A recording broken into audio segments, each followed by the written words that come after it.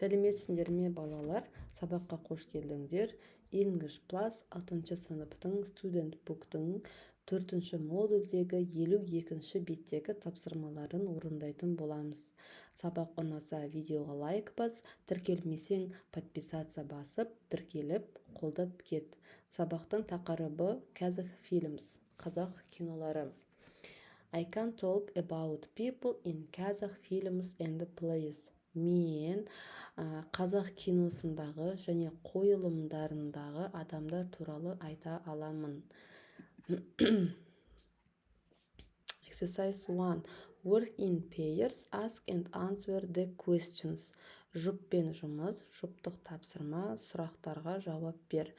Do you like going to the cinema and the theater? Сен киноға және театрға барғанды ұнатасың ба?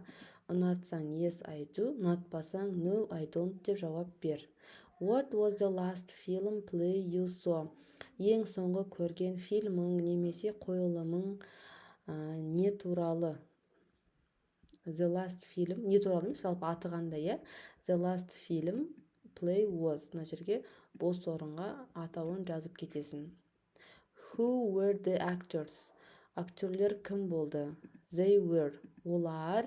Мына бос орынға аты жөндерін жазасың,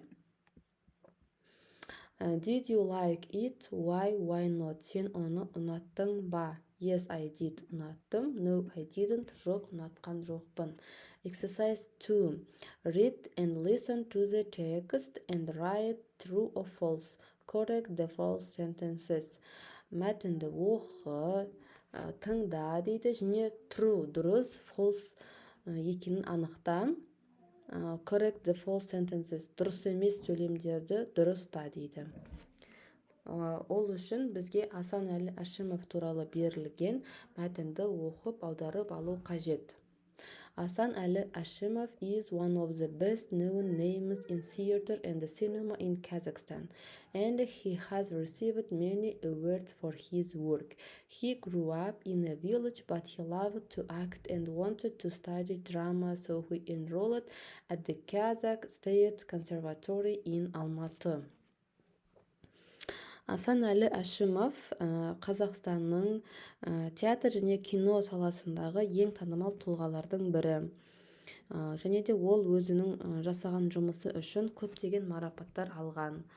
Асанәлі Әшімов ауылда өскен, бірақ өнерді жақсы көргендіктен драматургия саласы бойынша Алматыдағы қазақ мемлекеттік консерваториясында оқыған. He showed talent as a student and appeared in his first film in 1958 while he was still a student. After he graduated, he joined the Mukhtar Avezov theater troupe in Almaty and started acting on stage. Some of the Kazakh roles he is famous for are Qodar in Qo'zi Ko'rpesh, Kebek in Englik, and Kebek Elaman in Blood and Sweat. Студент кезінде талантын танытып, 1958 жылы ең алғаш фильміне түскен. Оқу бітіргеннен кейін Алматыдағы Мұхтар Әуезов атындағы театрға қабылданып сахнаға шыққан.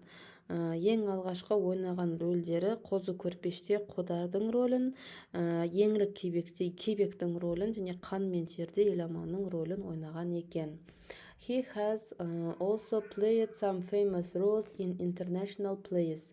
For example, he played Julius Caesar in Shakespeare play, the lead part in Don Juan, and Dr. Clausen in Before Sunset by Gauptman, a role he performed over 100 times. Ол халықаралық қойылымдарда да белгілі рөлдерді сомдаған, Шекспирдің рөлін ойнаған, Дон Жуан фильмінде басты рөлді ойнаған, және де Гауптманның Күн батар алдында фильмінде де ойнаған екен. Some actors only work in one medium, cinema or theater, but Ashimov worked in both. The early films that made his famous are Kız Jibek in 1970. And the end of Ataman in 1972. This is a historic thriller and an extremely successful Kazakh film. The director was Ashimov's father-in-law, but unfortunately he died soon after making it. Кейбір актерлер бір ғана ортада кино немесе театр саласында жұмыс істеген. Әшімов болса екеуінде де жұмыс жасаған екен. Ол ең алғашқы рет 1970 жылы «Қыз жібек» және 1972 жылы «Атаманның ақыры» атты алғашқы фильмдерін жасаған екен.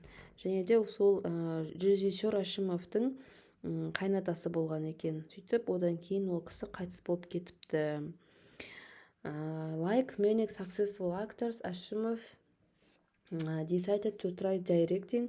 His first film was The Year of the Dragon in 1984, and after that he spent more time directing films than appearing in them, but he also found time to work in the theater. Көптеген табысты актерлер секілді Әшімов те режиссуралықпен айналысқанды шешіпті. Оның ең алғашқы киносы 1984 жылы Айдаһар жылы деп аталған екен. Содан кейін ол басқа да киноларға, фильмдерге режиссерлық болып жұмыс жасапты. Бірақ театрда да жұмыс жасаған екен. Енді екінші тапсырмаға оралайық. Асанәлі Әшімов grew up in Almaty Falls. Дұрыс емес. He grew up in a village. Ол ауылда өскен.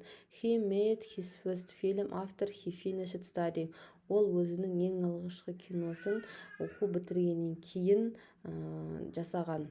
False. He made his first film while he was still a student. Ол студент болып жүріп, өзінің ең алғашқы киносын жасаған екен.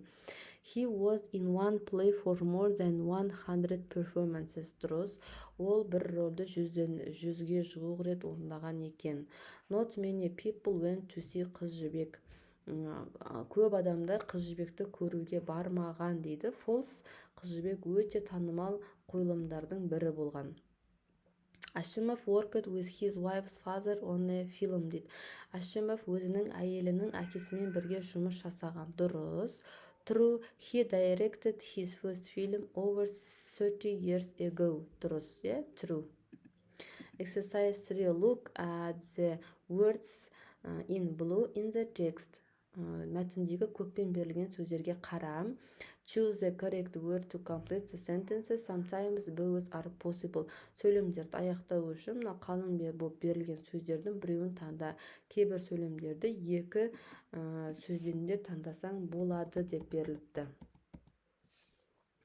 Асан Әшімов liked acting to act. Асанәлі Әшімов жаңағы рөл ойнағанды ұнатқан дейді. Acting де act to act та болады. She was tired so she decided to go home.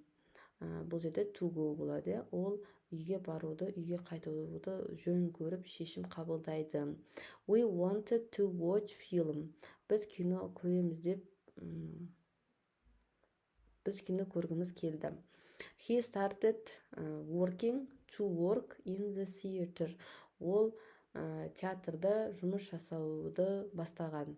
They can't stand waiting to wait for a bus. Олар автобусты күтіп тұра алған. I enjoy acting in comedy roles.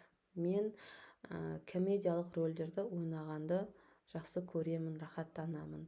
You hoped to see Maria at the weekend, didn't you? Сен демалыс күні Марияны көремін деп үміттендің, солай емес пе?